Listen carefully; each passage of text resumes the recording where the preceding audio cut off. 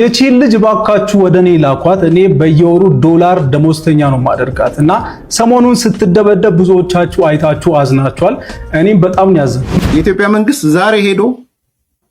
ዛሬ አስመራን ቢመታ ህጋዊ ነው። በነገራችን ኢትዮጵያን ማንም ሰው ዛሬ በኃይል መውረር አይችልም። ማንም ለመመከት የሚያስችል በቂ አቅም አለ። ዛሬ ግብጽ ምን አለች መሰላችሁ? ኢትዮጵያ በእሳት እየተጫወተች ትገኛለች እያለች ትገኛለች። አንዱ ኮመንት ላይ ገብቶም አዎ እናንተ እሳት አላችሁ እኛ ደግሞ ውሃ አለን። በረሃብ ምክንያት የ16 ወገኖቻችን ህይወት ማለፉ ተሰማ። በሰሜን ጎንደር ጠለምት ወረዳ ከመጋቢት ወር ጀምሮ ገበሬዎች የዘሩት እህል በተከሰተው ድርቅ ምክንያት ሳይበቅል ቀርቶ አሰቃቂ የረሃብ አደጋ ተከስቷል። መብራት በፈረቃ ሊጠፋ ይችላል ተባለ። የኢሊኖ አስከፊ ማስጠንቀቂያ ተነግሯል። የኢትዮጵያ ኤሌክትሪክ ኃይል እንደገለጸው ከሆነ የኢሊኖ ክስተት በኃይል አቅርቦታችን ላይ ትልቅ አደጋ እንደቀነዋል።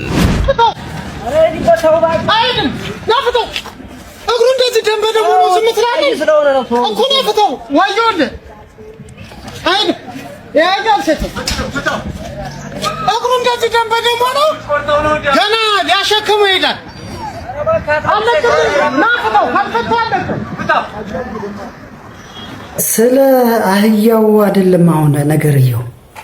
ለዚህ እንስሳ የሚጨነቅ ለዚህ እንስሳ የሚያዝን ማህበረሰብ አህያው እግሩ ታስሮ ተሰንክሎ ማለት ነው። ገመዱ በልቶት እየደማ ነው።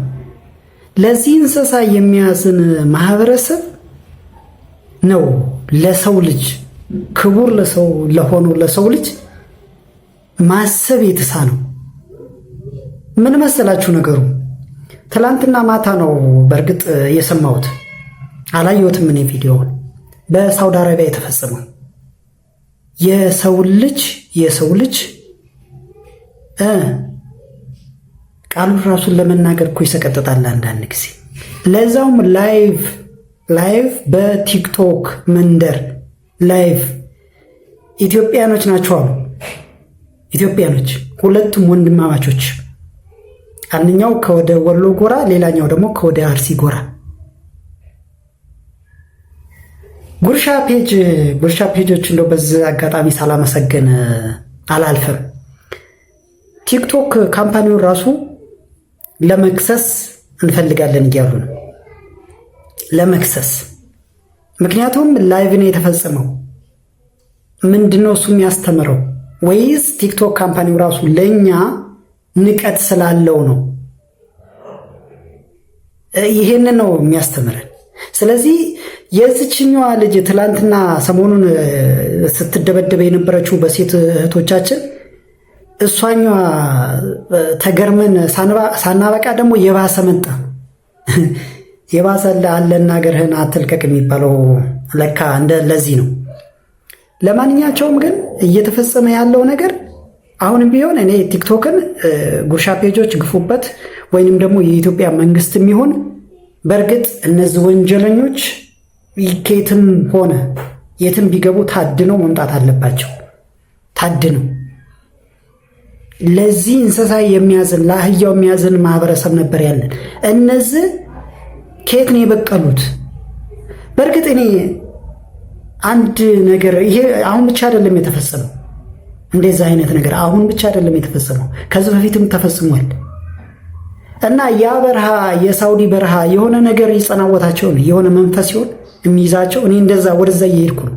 ምክንያቱም የሰው ልጅ የማያደርገውን ከህሊና በላይ የሆነ ነገር ነው እያደረጉ ያሉት።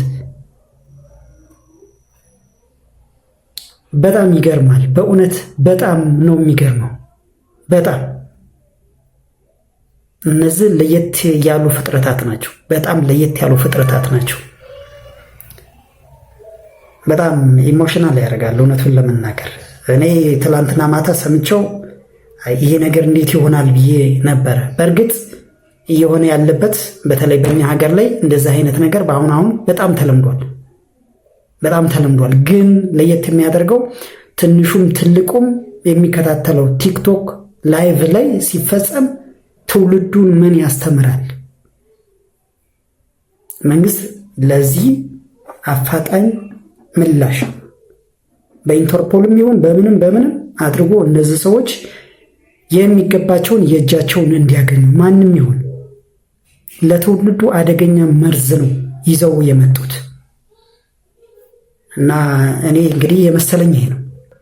እስቲ የምንረጋጋበትን ወደ ሌላኛው ዜና እንለፍ። እስቲ ቁጭ ቴዲ አፍሮን የሚመስለው ልጅ በአሁኑ ሰዓት በርካቶችን እያስገረመ ነው የሚገኘው። ይህ የምትመለከቱት ወጣት እንግዲህ መልኩ ከቴዲ ጋር ይቀራረባል የሚሉ በርካቶች ናቸው። የእናንተን ሀሳብ በኮሜንት መስጫው ላይ አርሱኝ። ዓለም ላይ ካሉ 7 ሰዎች ይመሳሰላሉ የሚል እንግዲህ መረጃዎች አሉ። ይህ መረጃ በሀገራችን ተግባራዊ የሆነ ይመስላል። አዎ የሚመሳሰል ሌላም ይሄም ይመሳሰላል ብለው ዛሬ መነጋገሪያ አድርገውታል። የእግር ኳስ ተጫዋች ነው እና ይሄ የሚመሳሰል ያው ኢትዮጵያ ውስጥ ተገኘ ነው። ባለፈውም ምንድነው አይሾ ስፒድ ነው አይ ስፒድ ሾው ነው የሚባለው ሰውዬ ያው ዝመቶ እሱን የሚመስል አንድ ከደቡብ ክልል ኢትዮጵያዊ እሱን ይመስላል በሚል አቅርበውት ነበረ። ያው መመሳሰል ይልቁንም በዓለም ላይ 7 ሰዎች ይመሳሰላሉ፣ 7 ተመሳሳይ ሰዎች አሉ ይላል እና እነዚህ 7 ሰዎች ግን አብዛኛውን ጊዜ አይገናኙም። የመገናኘት እድላቸው በጣም ያነሰ ነው ይላል። እንግዲህ ወደዚህኛዋ ልጅ ደግሞ እንደዚህ አይነት ተግባር የሚያስመሰግን ነው። የዳሎል ኢንተርቴይንመንት ባለቤት እንግዲህ ስለዚች ልጅ እንደዚህ ይለናል። የቺን ልጅ ባካችሁ ወደ እኔ ላኳት፣ እኔ በየወሩ $1 ደሞዝተኛ ነው ማደርጋት እና ሰሞኑን ስትደበደብ ብዙዎቻችሁ አይታችሁ አዝናችኋል። እኔም በጣም ነው ያዘንኩት። ምን መስራት እንዳለባት፣ እንዴት መስራት እንዳለባት ሙሉ ነገር አሳያታለሁ። ስለዚህ በዚህ መንገድ እንረዳታለን ብዬ አስባለሁ። ስለዚህ ያለችበትን የምታውቁ ሰዎች ከኔ ጋር አገናኟት። ይህንን ለማድረግ እኔ ዝግጁ ነኝ። ሰው ሲገፋህ እግዚአብሔር እጅ ላይ ነው የምትወድቀው ማለት እንደዚህ ነው። ሰው ይችን ልጅ በየቲክታኩ በየፌስቡኩ እየወሰዳችሁ መለመኛ ከምታደርጓት እንደዚህ አይነት ሰው ጋር ወስዳችሁ ምርጥ ዜጋ ሆና ለሌሎች የምትደርስበት እድል እንደዚህ ተመቻችቶላታል። ከዚህ በኋላ ቲክታክ ላይ አመጣችሁ ላይቭ ላይ ብትለምኑባት ያ ለራሳችሁ ካልሆነ በስተቀር እንደዚህ አይነት እድል ነው የሚያስፈልጋት። ይሄው እድል ተመቻችቷል። ከዚህ ልጅ ጋር አገናኟት። እሱ አምጡልኝ እያለ ነው። ደግሞ እንዴት እንደምታምር ሞዴልም መሆን ትችላለች። በነገራችን ላይ በጣም ቆንጅዬ ኢትዮጵያዊ ነች። አንተም ወንድሜ በጣም የማደንቅ በጣም የማከብር ምርጥ የሶሻል ሚዲያ ሰው ነህ። እግዚአብሔር ይርዳ ይጠብቅ። አይ ሆፕ አግኝታት ለቁም ነገር ታበቃታለህ የሚል እምነት አለኝ። ይሄው ነው። መልካም ቀን። ኢትዮ ብላክ ስታር በጣም እናመሰግናለን። በነገራችን ላይ አንተም የሆነ የማይሆኑትን አይሆንም የሚሆነውን ይሆናል ብለህ መልካም ነገሮችን ስለምታበረታታ አንተም ጭምር ትመሰገናለህ። ምክንያቱም በትውልዱ ላይ ተስፋን የሚጭር ነገሮች ስለምታደርጉ አናችሁም። ብዙ ሶሻል ሚዲያ ላይ ያላችሁ ባይዞይ ትውልዱ ብዙ ነገር ነው በውስጡ የሳሳው ተስፋ፣ ምክር ሁሉ ጊዜ። ወደ ፖለቲካው እንግባ። እንግዲህ በነገራችን ላይ ሰላም ብያችኋለሁ። እንግዲህ ያው በጣም ኢሞሽናል ስላደረገ ነው ያ የመጀመሪያው ሁነት ትንሽ ስለሚረብሽ ነው እና ወደ ፖለቲካው እንግባ። የኢትዮጵያ መንግስት ዛሬ አስመራን ቢመታ ህጋዊ ነው። በነገራችን ለምን ታንኮችና የጦር መሳሪያዎች ከኤርትራ ወደ ትግራይ መግባታቸውን አውቀናል፣ አይተናል። አሜሪካ ብዙ ሳተላይት አላት። each and every ቦታ ሚዳስስ ሳተላይት አላት። በምን መመዘኛ ነው የኤርትራ ታንኮች ወደ ትግራይ የሚገቡት? ወይል እንግዲህ የፖለቲካ ነው፣ ጦርነትም ጦርነት ነው። ፖለቲካ ጦርነትን ይወልዳል ነው ወይስ ጦርነት ፖለቲካን ይወልዳል? አላውቅም። ዲቴይሉ የትኛው እንደሆነ አላውቀውም። ግን እውነት ነው ይሄ ነገር እውነት ነው ማለት የኤርትራ ታንኮች ወደ ኢትዮጵያ ገብተዋል ወይ? እንደገና ደግሞ ደብረጽዮን ለአሜሪካው አምባሳደር ደውለዋል ወይ? አንድ የስልክ ቅጂ አለ። ይሄ እውነት ነው? The Ethiopian government has closed all avenues for dialogue and is crushing us mercilessly. Why has America chosen silence? Let me make this clear to you. We don't need diplomacy here. We have washed our hands of this matter. It was you and your group who rejected my personal diplomatic efforts by declaring, "We will achieve our goal over the graves of AB and the Prosperity Party." Correct? That was just political rhetoric. But to be honest, we never suspected it would go this far. እንግዲህ አሜሪካ ያለችበት ነገር ከባድ ነው። አሜሪካ ያለችበት ከባድ ነው። እኔ እንደው አፍሪካኖች ያሉበት ነገር ይሻላል። እንግዲህ which means የዓለምን ጦርነት በሞላ የምትመራው አሜሪካ ናት።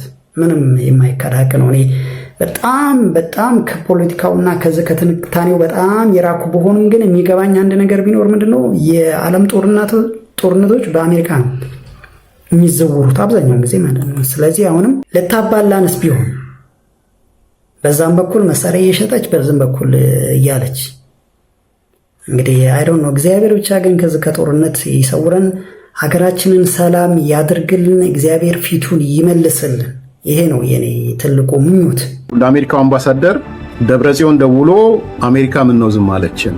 በተለይ በሸረሪና ላይ እንደዚህ ተጠቅተን ስናበቃ እንዴት አሜሪካ ዝም ትላለች የሚል ለማሲንጋ እንደጠየቀው፣ አንደኛ ማሲንጋ ምንድነው ያለው?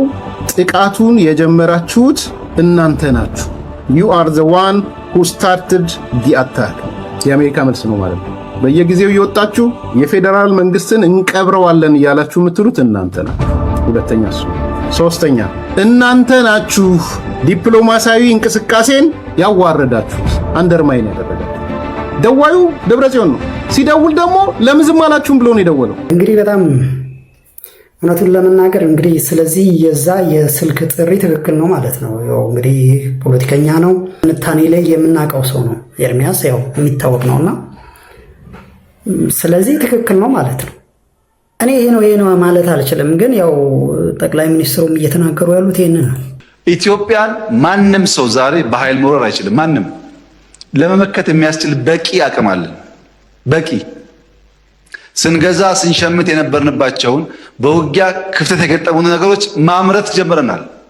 እናመርታለን። ሰው አለን። ጀግኖች ነን። ሰው አነካም። ከነኩን ግን ለማንም አንመለስም። ስጋት የለብንም። አሁን ይህን ሳቀርብ ምንድነው እሱ ትላልቅ ጠላቶች አሉ። እኛ አንድ የምንሆንበት ነገር ያመጡ ይሆኑ ትላልቆቹ ጠላቶች ልክ እንደተባለው እነ ግብፅ፣ ሌሎች ሀገሮች አረቦች ያው ለእኛ ሰላም አይፈልጉም ይታወቃል። ብዙ ነገር ነው እያደረጉ ያሉት እና አንድነትን ሊያመጡብን ነው ወይስ ሊበታትኑ ነው? እኔ ጥያቄ ሆነብኛል። እንግዲህ ግብፅ ደግሞ ያው የረፉ እያለች ነው፣ ሌላኛው በእሳት አትጫወች እያለች ነው ይላል እንግዲህ ዜናው። ዛሬ ግብፅ ምን አለች መሰላችሁ? ኢትዮጵያ በእሳት እየተጫወተች ትገኛለች እያለች ትገኛለች። አንዱ ኮመንት ላይ ገብቶም አዎ እናንተ እሳት አላችሁ እኛ ደግሞ ውሃ አለን፣ እስቲ ይለይልንና ከውሃና ከእሳት ማን እንደሚያሸንፍ እናያለን ሲል ኮመንት አድርጓል። አራም ኦንላይን ይዞት ከወጣው ሰፊ ሀተታ ላይ እንደተመለከትኩት ከሆነ ኢትዮጵያ በእሳት እየተጫወተች ትገኛለች፣ እኛን መንካት ዋጋ ያስከፍላል ብለዋል አንዱ ጸሐፊ። ታዲያ በዚህ ወቅት ላይ እንደገለጹት ከሆነ ኢትዮጵያ በአባይ ግድብ ላይ 3 ግድቦችን የመገንባት እቅድ አላት። ይሄ ደግሞ መሳካት የሌለበት ነገር፣ የአባይን ወንዝ በበላይነት ለመቆጣጠር የሚደረገውን ጥረት ግብፅ ቁጭ ብላ አትመለከትም ሲሉ ጸሐፊው ገልጸዋል። ነገራችን ላይ እኔ ግብፅ በጣም ይገርመኛል። ግብፅ እንዳልኳችሁ ባለፈው እንዳልኩት ግብፅና ቻይና በጣም ብልጥ ናቸው። ወደ ጦርነት በፍጹም አይገቡም። ያስፈራራሉ እና ጦርነት ውስጥ አይገቡም። ምክንያቱም ጦርነት ብዙ ነገር ያወድማል፣ ብዙ ነገር ወደ ኋላ ነው የሚመልሰው ይታወቃል። እና ይህንን ነገር ስለሚያውቁ አሁን ያለንበትን ይዘን እንዲሁ እያስፈራራን እንቀጥላለን ለማለት ያህል ነው እንደዚህ የሚሉት። ያው ቆይተዋል መፎከር ከጀመሩ ከጥንት ጀምሮ ነው እንደዚህ የሚሉት። እና ያው የተወሰነ በታሪክ እንደምናውቀው እንግዲህ በታሪክ እንደምናውቀው ሞክረዋል። ኢትዮጵያን ከአንዴም ሁለቴ ምናምን ሞክረዋል። እና ከዛን ያው የእጃቸውን ቀምሰው ተመልሰዋል። የእጃቸውን አግኝተው ሰው እና አሁንም ለእንትን ያህል ነው። ግን እንደው ቢሆንስ የሚለው ነገር ደግሞ ጥሩ አይሆንም ትተሽ ይሆናል የሚለውን ያዥ የሚባል ነገር አለ አይደል ተረት። ስለዚህ ቢሆንስ ማንኛቸውም እኛ የየዋሃኑ አምላክ ይጠብቅ። በዱር በጫካው በየተለያየ ቦታ በየዋህነት እግዚአብሔርን የሚያገለግሉት እነሱ የቅዱሳኑ አምላክ ይጠብቅ እንጂ እኛ አቅቶናል። በእውነቱን ለመናገር በጣም ብዙ ነገር ነው እየሆነ ያለው። በሃይማኖት፣ በዘር፣ በብሔር፣ በጎጥ ብዙ ነገር ነው እየሆነብን ያለው እንዲህ ተከፋፍለን። ስለዚህ መጀመሪያ ይህንን ነገር ከውስጣችን ያስወግድ ፈጣሪ። ይሄ በጎጥ፣ በዘር፣ በሃይማኖት እንደዚህ የሚያናኩረንን ነገር እግዚአብሔር ያስወግድልን። ይሄ ነው ጸሎቴ፣ ትልቁ ጸሎቴ። ያው እንግዲህ ሌላም ጦርነት አለብን እኮ እኛ መች ያበቃል? የተፈጥሮ ጦርነትም አለብን። ረሃብ አለ ወደ ሰሜኑ ክፍል በረሃብ ምክንያት የ16 ወገኖቻችን ህይወት ማለፉ ተሰማ። በሰሜን ጎንደር ጠለምት ወረዳ ከመጋቢት ወር ጀምሮ ገበሬዎች የዘሩት እህል በተከሰተው ድርቅ ምክንያት ሳይበቅል ቀርቶ አሰቃቂ የረሃብ አደጋ ተከስቷል። በዚህ አሳዛኝ ሁኔታ የሰዎች ህይወት ከማለፉ ባሻገር የአካባቢ የቁም እንስሳት በሙሉ ያለቁ ሲሆን ሁኔታውን መቋቋም የተሳናቸው 488 አባወራዎች ደግሞ ቀያቸውን ለቀው ተሰደዋል ተብሏል። የአካባቢው አስተዳዳሪ የጉዳቱን መጠን መዝግበው እስከ ክልል ድረስ ቢያሳውቁም እስካሁን ምንም አይነት ምላሽ አላገኘንም ያሉ ሲሆን ነዋሪዎችም ረሃቡን መቋቋም አቅቷቸው የምግብ ጥያቄ በማንሳት ሰልፍ መውጣታቸው ተሰምቷል። ለእነዚህ ወገኖቻችን አስቸኳይ የምግብ እርዳታ በፍጥነት ካልቀረበ የከፋ እልቂት ሊከሰት እንደሚችልም ተገልጿል። አባቶቻችን ምን ይላሉ? ከረሃብስ ጦርነት ይሻላል ይላሉ አይደል? ስለዚህ ማንዋጋው ነገር አለ ማለት ነው። አስቸኳይ እርዳታ የሚያስፈልጋቸው ወገኖቻችን አሉ ማለት ነው። ከባድ ነው። በጊዜ እጅ ላይ ነን እኛ። አሁንም ቢሆን ተስፋችን ጊዜ ነው፣ ኃይላችን ጊዜ ነው። ስለዚህ ይህ ድርቅ ከሆነ ድርቁ ደግሞ ለረሃብ ብቻ አይደለም፣ ለመብራት መቆራረጥም ወይም ደግሞ መብራት ወደ ፈረቃ ይገባ ዘንድ ያስገድዳል ይላል። ሌላኛው ዜና ደግሞ መብራት በፈረቃ ሊጠፋ ይችላል ተባለ። የኢሊኖ አስከፊ ማስጠንቀቂያ ተነግረዋል። የኢትዮጵያ ኤሌክትሪክ ኃይል እንደገለጸው ከሆነ የኢሊኖ ክስተት በኃይል አቅርቦታችን ላይ ትልቅ አደጋን ደቅነዋል። ከ90 በመቶ በላይ መብራት የምናገኘው ከውሃ መሆኑ ኢሊኖ የሚያመጣው ድርቅ የግድቦችን ውሃ ሊያመናምን ይችላል ነው የተባለው። ይህ ማለት ደግሞ ተርባይኖች በሙሉ አቅማቸው ማመንጨት ያቆማሉ። በኃይል አቅርቦትና ፍላጎት መካከል ሰፊ ልዩነት ይፈጠራል። በዚህም ምክንያት መኖሪያ ቤቶችና የኢኮኖሚ ዘርፎች በፈረቃ የኃይል መቆራረጥ ሊገጥማቸው ይችላል ተብሏል። ዢንዋ እንደዘገበው ከሆነ መፍትሄው የኃይል ምንጮችን ማብዛትና በቁጠባ መጠቀም ነው። የኒውክሌር ኃይል የለንም ወይ ጂኦተርማል ሶርስ እንደዚህ ቢኖረን በብዛት እነዚህ ሪኒዌብል ሶርስ የሚባሉት እነሱ ቢኖረን በብዛት ይሄ ምናልባት ላይ ያስጨንቀን ይችላል። ያው አብዛኛውን ጊዜ ከውሃ ነው። ውሃ ደግሞ ያው በተለያየ ምክንያት እንደዚህም ሊቋረጥ ይችላል ማለት ነው። ዛሬ ነሐሴ 12 ነው። የደብረ ታቦር ዋዜማ ማለት ነገ ደብረ ታቦር አይደል? በ13 ይመስለኛል እንግዲህ ደብረ ታቦር ጌታችን ኢየሱስ ክርስቶስ ለሐዋርያቱ ብርሃነ መለኮቱን በጥቂት እያሳያቸው ነው ይባላል። እንግዲህ ያው ጅራፍ የሚጮኸው ምሳሌ ያለው፣ መብራት ችቦ የሚበራው ምሳሌ ያለው፣ ሁሉም ምሳሌ ያለውና ለማንኛቸውም ዛሬ 12 ነው። 12 ደግሞ የቅዱስ ሚካኤል በዓል ነው። ሌላስ በዓል ምን አለ? እስቲ እኛ አባት የሚሉትን እንስማ። ነሐሴ 12 የአዋጅ ቀን። ነሐሴ 12 በቅዱስ ሚካኤል ተራዳይ አማካይነት አብያተ ጣዖታት ይታጸባ አብያተ ክርስቲያናት ይትረሃዋ ብሎ አዋጅን በአዋጅ የሻረበት የታላቁ ንጉሥ የቆስጠንጢኖስ መታሰቢያ ነው። ይህ ንጉሥ የንግሥቲቱ የእሌኒ ልጅ ሲሆን ስለ መስቀል በራእይ ተረድቶ መክስሚያኖስ የሚባል ንጉሥ ክርስቲያኖችን እያሳደደ ሲያጠፋ መጥተህ አድነን ብለው ልከውበት በሚዋጉበት የጦር መሳሪያ ላይ እሱም ሰራዊቶችም የመስቀል ቅርጽ ሰርተው ሄደው ገጥመዋቸው ድል አድርገው ተመልሰው ይህንን መሰረት አድርጎ ዲዮቅልጥያኖስ የሚባለው ጨካኝ ንጉሥ ቤተክርስቲያኖች ይዘጉ፣ የጣዖት ቤቶች ይከፈቱ ብሎ ቤተክርስቲያኖችን አዘግቶ ነበርና የተዘጉት ቤተክርስቲያኖች ይከፈቱ፣ የተከፈቱ የጣዖት ቤቶች ይዘጉ ብሎ አዋጅን በአዋጅ የሻረበት የቅዱስ ሚካኤል ተራዳይነት በግልጽ የታየበት ልዩ በዓል ነው። ንጉሥ ቆስጠንጢኖስን ያነገሰ አምላክ ለእኛም ጥሩ ንጉሥ ያነግስልን ዘንድ የአምላክ ፈቃድ እንዲሆንልን እውነተኛ ንጉሥ እያላችሁ ጻፉ። እንግዲህ መንፈሳዊ ነገሮችን ካነሳን አይቀር ደግሞ ቃላት ያሰማልን ለአባታችን።